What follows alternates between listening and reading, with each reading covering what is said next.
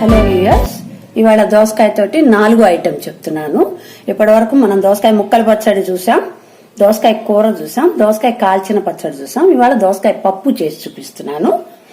దానికి కావలసిన పదార్థాలు: కందిపప్పు ఒక చిన్న కప్పుతో 1 కప్పుడు కందిపప్పు, ఒక హాఫ్ కప్పు దోసకాయ ముక్కలు పప్పులోకి కాబట్టి కొంచెం పెద్దగా తరుక్కోవచ్చు ముక్కలు.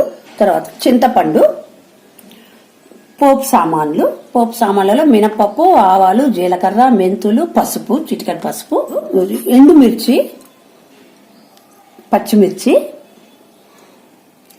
ఇంగువ. ఇంతవరకు తెరమొత్త సామాన్లు. తర్వాత కరివేపాకు, కొత్తిమీర, ఉప్పు, కారం, నూనె. ఇవి కావాల్సిన పదార్థాలు.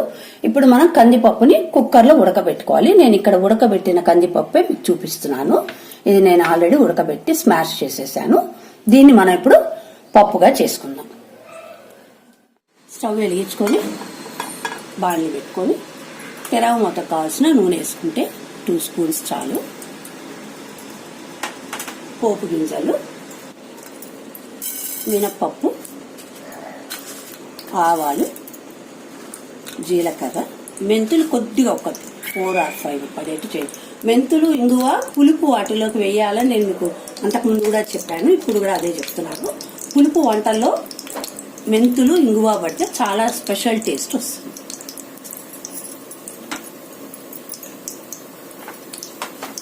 ఒక చిటికెడు ఇంగువ, ఎండుమిర్చి, పచ్చిమిర్చి, 2 పచ్చిమిర్చి, 1 ఎండుమిర్చి. ఎందుకంటే పప్పులోకి మనం కొద్దిగా ఎండుకారం వేసుకుంటాము, మిర్చి పౌడరు, కాబట్టి ఇవి ఎక్కువ వేసుకోవాలి. 1 చిటికెడు పసుపు. దోసకాయ ముక్కలు కూడా కొద్దిగా 1 ఉడుకు రానిసుకొని దీంట్లో నూనెలో వేసుకుంటే ట్రాన్స్పరెంట్ గా అవుతాయి. దాంతో పప్పు,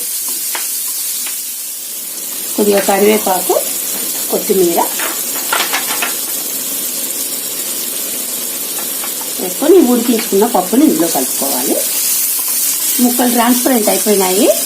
ఇప్పుడు వేసేసుకుంటే కుక్కర్లో వంట పెట్టుకోవచ్చు, కానీ మరీ స్మాష్ అవుతాయి. అలా ఇష్టం లేని వాళ్ళు ఇట్లా విడిగా నూనెలో కొద్దిగా మగ్గించుకోండి, లేదంటే కుక్కర్లో పెట్టుకోవచ్చు. ఉడికిన పప్పు వేసేసి ఇప్పుడు ఇందులోకి చింతపండు, నానబెట్టుకున్న చింతపండు కొద్దిగా గుచ్చేసేయండి. చింతపండు కూడా కొద్దిగా చాలు, పులుపుది కాబట్టి నిలవ కోసమే. పప్పు గట్టిగా ఉందనుకుంటే కొద్దిగా వాటర్ యాడ్ చేసుకోవచ్చు.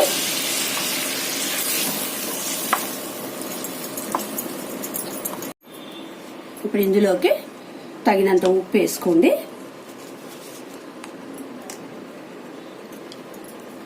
కారం కొద్దిగానే పడుతుంది, ఆల్రెడీ మనం ఎండుమిర్చి, పచ్చిమిర్చి పోపులో వేసుకున్నాం కాబట్టి కొద్దిగా ఎండు కారం వేసుకుంటే సరిపోతుంది. అంతే. ఒక 2 నిమిషాల తర్వాత స్టవ్ ఆఫ్ చేసుకుంటే పప్పు రెడీ. చాలా బాగుంటుంది. దోసకాయ పప్పు కూడా చేసుకొని చూడండి, నాకు కామెంట్స్ పెట్టండి. చాలా బాగుంటుంది దోసకాయ పప్పు. పప్పు చక్కగా సమంగా అయింది, మరీ గ్రేవీగా కాకుండా.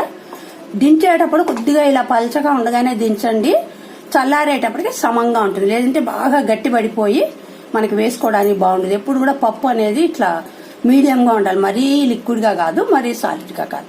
దీన్ని ఇప్పుడు సర్వింగ్ బౌల్లో తీసుకుందాం. మంచి వాసన వస్తుంది దోసకాయ పప్పు.